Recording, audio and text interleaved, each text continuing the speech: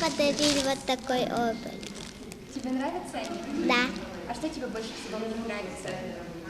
цветочки.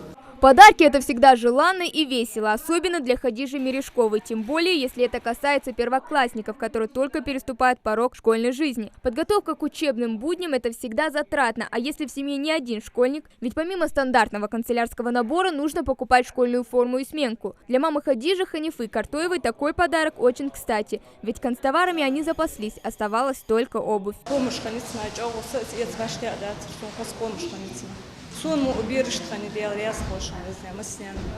А вот соседка Хадижи по парте радуется больше подарку подруге, нежели своему. То ли цвет не тот, то ли цветочков не хватает. Девочка нам так и не призналась. Покажи, что тебе подарили. Не знаю, давай посмотрим вместе, что там. Это, наверное, для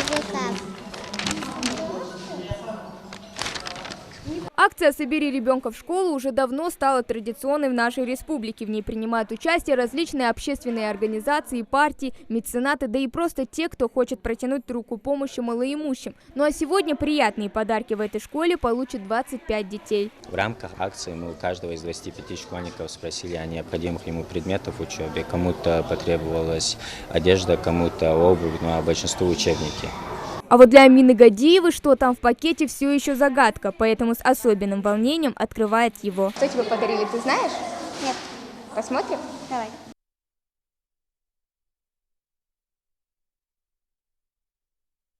Вот, у тебя новая куртка, и она тебе пришлась по размеру, она тебе нравится?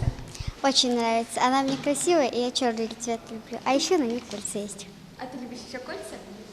А как ты думаешь, эта куртка тебе поможет как-то учиться лучше? Смотивирует тебя? Поможет, конечно. С этой курткой я обещаю очень хорошо учиться. Я и хорошо учусь, но я обещаю лучше учиться.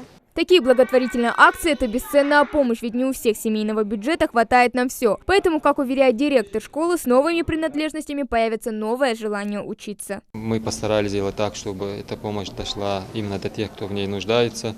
Вот, обещаем и отделению региональному, что наши дети оправдают их надежды, что эти учебники, эти пособия послужат тому, что они будут еще лучше учиться, познавать окружающий мир, становиться хорошими людьми, такими же, как те, кто вот эту благотворительную помощь сегодня нам оказал.